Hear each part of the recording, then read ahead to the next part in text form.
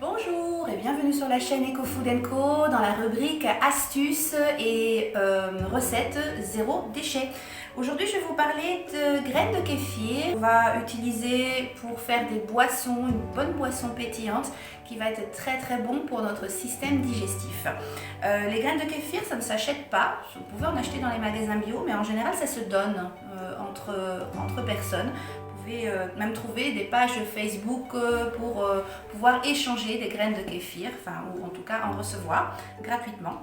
C'est donc une petite bactérie qui va travailler dans de l'eau, du sucre, du citron et des figues sèches pour pouvoir créer ce bon aliment. Donc il vous faut tout simplement deux bocaux d'eau, soit de l'eau de source, soit vous filtrez votre eau avec le filtre style Brita et puis vous la faites bouillir. Il faut savoir que les graines de kéfir n'aiment pas le chlore et n'aiment pas le fer. Donc il faut absolument utiliser des matériaux assez neutres par rapport à ça, donc soit du plastique, soit du bois, et puis faire en sorte qu'il n'y ait plus de chlore dans votre eau si vous prenez l'eau du robinet. Donc ça c'est très important. Il vous faudra également 2 beaux citrons, bio de préférence, une figue sèche, quelques figues sèches, parce que là les bocaux sont grands, et du sucre de préférence également bio si vous voulez boire quelque chose de ça. On va donc commencer par préparer l'eau. On va mettre du sucre.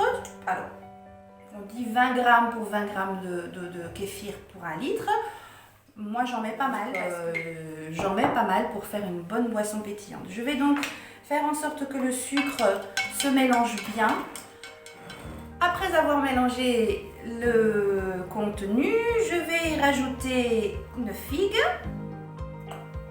Sur les 2 citrons, je n'aurai utilisé qu'un citron et demi parce que je vais mettre 4 tranches de citron dans chaque bocal. Étant donné que ce sont des bocaux de 2 litres, j'en mets un petit peu plus. Là. Et je vais rajouter mes graines.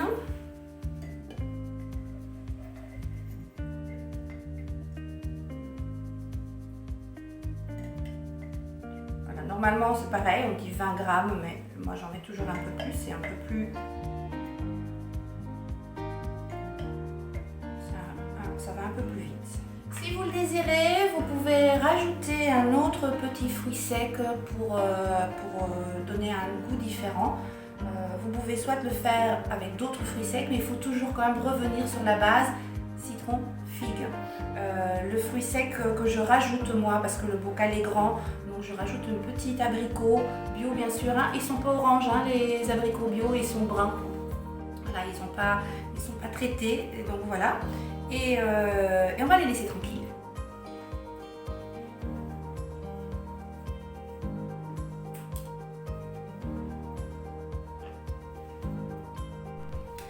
Et voilà, donc au bout de 24 heures, les petites figues sont montées. C'est le signe que le kéfir est prêt. Si la figue est encore en bas, attendez quelques heures de plus. Ça veut dire que voilà, c'est pas vraiment le signe la figue qui remonte. Voilà, et je vais donc retirer les citrons, la figue, et je vais diviser donc les graines de kéfir, du liquide, pour faire la deuxième macération. Donc les citrons que je sors, je ne vais pas les jeter de suite, je vais les récupérer pour mettre dans mon frigo, ça va absorber les odeurs si j'ai du poisson ou d'autres aliments qui peuvent sentir un peu plus fort que les autres. Et donc là j'ai mis les figues et les abricots dont je les ai retirés et elles sont toutes imbibées, mais je vais les donner aux poules, ça va être un très bon nutriment. Si vous avez des petites suggestions, si vous faites quelque chose avec pour de votre côté, je suis prenante. Donc là je vais filtrer, donc j'ai pris un entonnoir, j'ai pris un petit filtre, rappelez-vous, pas de fer, c'est très important. Et donc je vais filtrer pour séparer les petites graines du liquide qui va faire mon soda. Il est bien pétillant, les graines se sont bien développées, elles sont bien grosses. C'est super parce que du coup, je vais pouvoir en donner plein à d'autres personnes. Donc je continue. Mes contenants, j'utilise, je vais chercher soit du coca, soit de la limonade pour les enfants. C'est pas tous les jours, mais je les prends en bouteille en verre. Comme ça, je peux les réutiliser. Si toutefois, il vous reste des bouteilles en plastique, quand vous utilisez un peu d'eau de source ou d'autres choses, c'est toujours bien d'avoir une deuxième vie pour cette bouteille-là. Vous pouvez également récupérer vos bouteilles en plastique. Idéalement, il faut des contenants qui ferment bien, parce que la deuxième macération, elle va se faire bien fermer, plus avec un linge mais fermé, ce qui va faire le côté pétillant, très pétillant. Donc pour faire la deuxième macération, je vais soit utiliser du bissap, qui est en fait tout simplement de la fleur d'hibiscus séchée. Je vais pouvoir le mettre dedans, ça va donc accentuer la deuxième fermentation, que je vais donc laisser à l'extérieur du frigo de nouveau pendant 24 heures. Et ça va me faire la macération, et comme je disais, donc le pétillant. Ne remplissez pas trop pour qu'il y ait quand même de l'air qui puisse, parce qu'il y a comme de l'air qui va se mettre dedans. Et puis la deuxième bouteille, vous allez voir, il y aura une autre couleur. Le bissap, ça va vous donner un petit côté rose. Puis là, je vais mettre du thé vert par exemple. On peut mettre plein d'autres choses, hein, mais faire en sorte que ça macère. Donc là, je vais mettre quelques feuilles de thé vert. Il ne faut pas trop. Voilà. Et donc, pareil, donc là on va avoir un côté un petit peu plus verdâtre après, légèrement, hein, c'est pas non plus colorant.